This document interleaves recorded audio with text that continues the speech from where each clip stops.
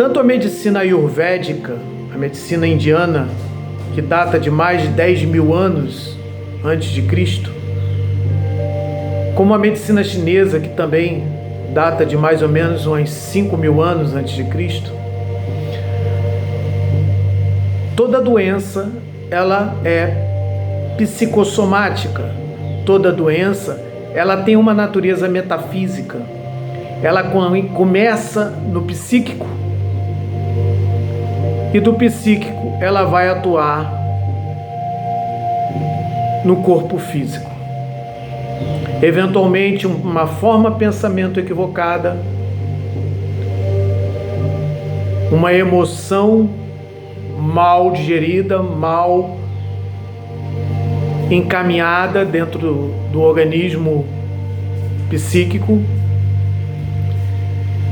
vai alterar a sua energia vital ou o seu campo vital, ou melhor, os meridianos ou canais por onde circula a energia vital em teu corpo. E isto vai acabar se manifestando no corpo físico. E ao se manifestar no corpo físico, onde situa-se o eu inferior, o corpo físico, ele é o veículo do eu inferior. Correto? Então, diante disto, é importante entender que, por ser o veículo do eu inferior, é através deste veículo que o nosso corpo, que o nosso espírito, através do nosso corpo, vai nos informar onde está o problema. O espírito, o eu superior, poderia eventualmente nos passar alguma informação a partir do momento em que estivéssemos atentos a um eventual desequilíbrio energético ou psicoenergético. Quando estamos conectados com o eu superior, nós conseguimos perceber eventualmente uma mudança psicoenergética. Nós conseguimos perceber que há uma emoção que não foi bem digerida e que precisa ser encaminhada. Nós conseguimos identificar pensamentos que não são nossos, ou alguns pensamentos que nós mesmos, nos permitimos alimentar de forma equivocada e automaticamente alteramos o rumo desta possível doença a se manifestar no corpo físico. Mas quando não estamos conectados com o eu superior, ou pelo menos não conseguimos atentar para o aspecto que é a causa da doença, esta doença inevitavelmente ela irá se manifestar no corpo físico, que é o nosso subconsciente. O nosso corpo físico, ligado ao eu inferior, vai se expressar às vezes de uma forma dolorosa, de uma forma cruel. Por quê? Porque o nosso subconsciente, ele não tem sensibilidade emocional, ele não tem percepção do que é certo e errado, ele não tem percepção do que é bem e mal, daquilo que o nosso eu intermediário considera como bom ou ruim, prazeroso ou doloroso. Não. O corpo físico ele vai se expressar da sua forma. A dor para o corpo físico significa que algo precisa ser modificado.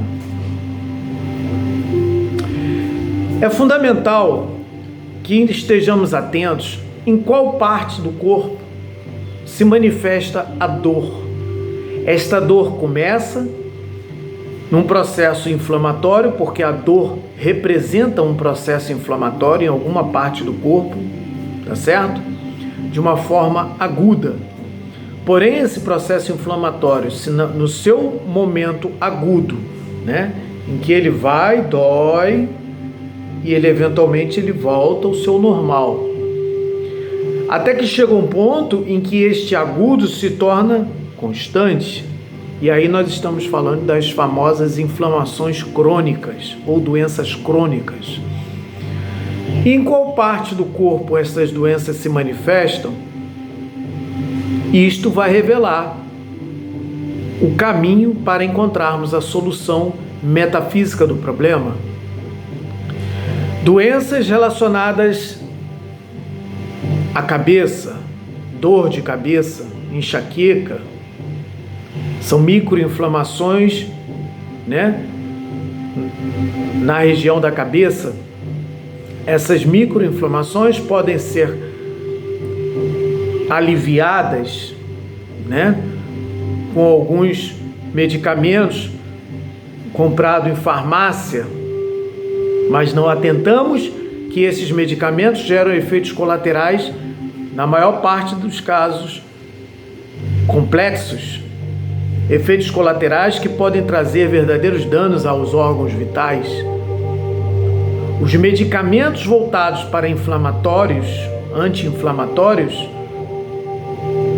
são os mais prejudiciais à saúde sob o ponto de vista de efeitos colaterais.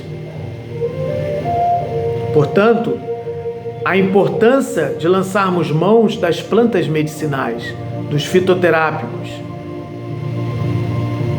E diga-se de passagem que todo medicamento adquirido em farmácia, eles foram elaborados baseados na compreensão laboratorial do princípio ativo das plantas,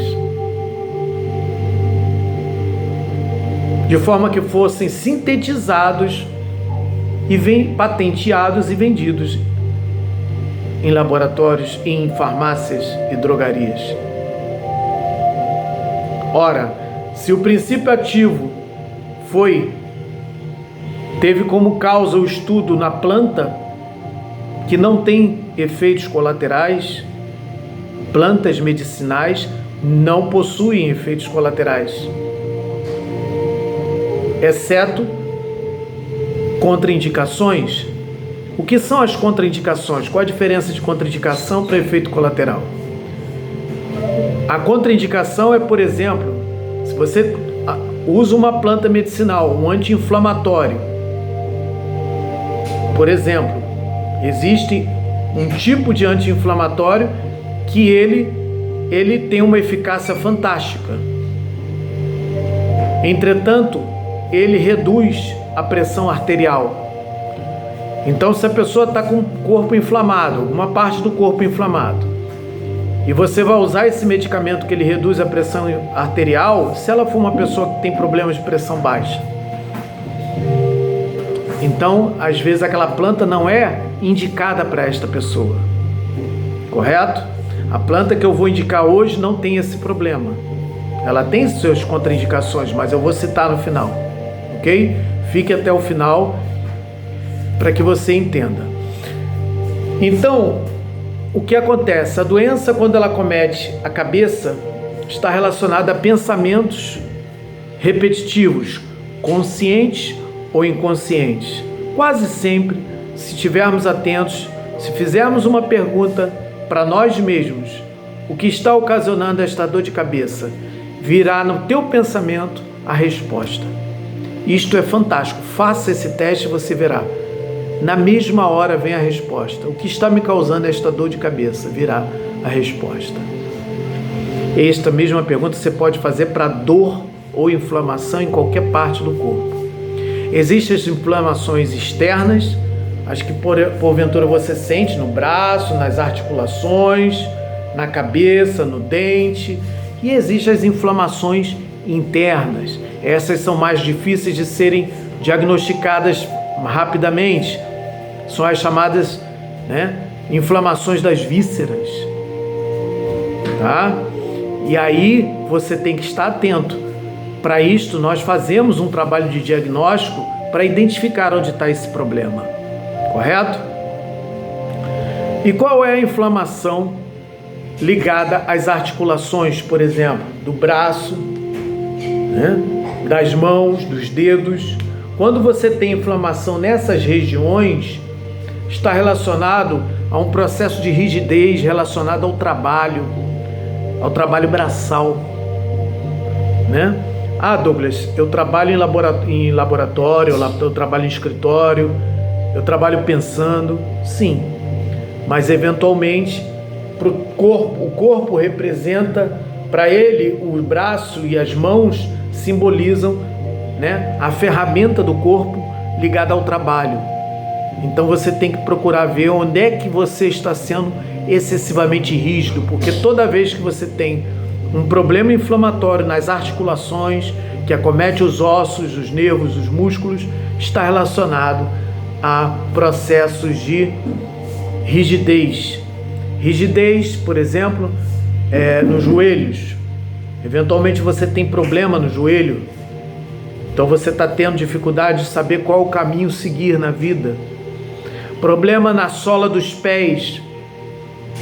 A pessoa tem dificuldade de caminhar na vida, né? Ou se nega a caminhar.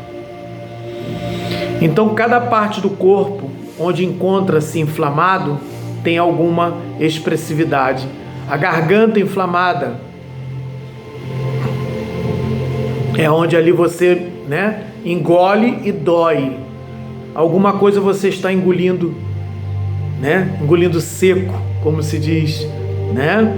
Alguma coisa você não está digerindo muito bem. E se essa digestão não for resolvida, esta inflamação poderá ir para o estômago e você passar a ter um problema estomacal. Tá certo? Isso tudo sob o ponto de vista metafísico. Então você encontrar a causa metafísica do problema e tratá-la é fundamental para que aí então você faça uso do fitoterápico adequado, ok? Eu vou citar um anti-inflamatório dos mais potentes, correto? Que existe na natureza, que qualquer pessoa pode utilizar. Quais são as contraindicações deste anti-inflamatório? Este anti-inflamatório, ele é contraindicado nos casos de mulheres grávidas, tá certo? Ele é contraindicado para pessoas que fizeram cirurgia, né, que tiveram problemas e estão esperando cicatrizar alguma cirurgia ou tomaram algum ponto e precisam, né, de coagular o sangue para resolver este processo. Porque este anti-inflamatório que eu vou citar, ele tem também um poder anticoagulante. Ele é muito interessante para pessoas que querem evitar ter trombose, evitar ter AVC, problemas de circulação, tá? Ele também serve para isto, diga-se de passagem. Ele não vai influenciar em problemas de pressão, embora ele possa sim auxiliar na redução da pressão, mas ele não vai reduzir a tua pressão arterial de forma que você vai ter problema de pressão baixa, tá? Este anti-inflamatório, ele serve para qualquer situação. Dor de cabeça, dor nos dentes, dor nas articulações, dor nos músculos, dor em qualquer parte do corpo, inclusive vísceras. Ele é um anti-inflamatório possante. Seu nome? Cúrcuma, açafrão da terra. Você já deve até saber que esta planta trata-se de um anti-inflamatório. Mas eu quero dizer aqui que este anti-inflamatório, ele deve ser utilizado, né, da seguinte forma: você pega uma colher de sopa da planta, tá certo? Em uma xícara ou uma xícara e meia de água fervendo, você coloca ali e deixa aquilo ali ferver até que aquilo e ferve durante uns 3 minutos, desliga o fogo e deixa curtir. Depois que tiver curtido, você toma aquela xícara 3 vezes ao dia para inflamações crônicas. Você vai tomar 3 vezes ao dia, né? E você pode tomar todos os dias. O açafrão da terra também pode ser utilizado, tá, como um alimento. Quantas pessoas não utilizam no arroz, no feijão, em qualquer parte do alimento? Você rala o açafrão, né, e tempera com outros temperos, porque ele tem um sabor um pouquinho amargo, enjoativo, né? Mas ele é excelente para a saúde humana, tá? Uma outra forma também que você pode utilizar o açafrão da terra em sucos, limonada, suco de laranja, tá certo? Só que quando você for fazer o suco de laranja, eu não te aconselho retirar o bagaço da laranja, porque a laranja, as frutas, elas precisam ter as fibras para combater a frutose. Se você tomar o suco de laranja sem as fibras, você vai estar, correndo o risco de ter um excesso de frutose no teu sangue. E a frutose, ela é mais prejudicial do que a própria glicose, tá certo? Qualquer fruta que você for comer, você deve comê-la, de preferência com as fibras, com a casca ou com aquela casca interna da laranja. A mesma coisa o limão, tá certo? Você não deve tirar o bagaço do limão quando você fizer uma limonada, por exemplo. Correto? Meu nome é Douglas Guimel, eu sou coach holístico. Se você ainda não se inscreveu, inscreva-se nesse canal, curta os nossos vídeos para receber novos vídeos deste assunto e de muitos outros assuntos sob o ponto de vista metafísico e holístico, ok? Gratidão. Shalom.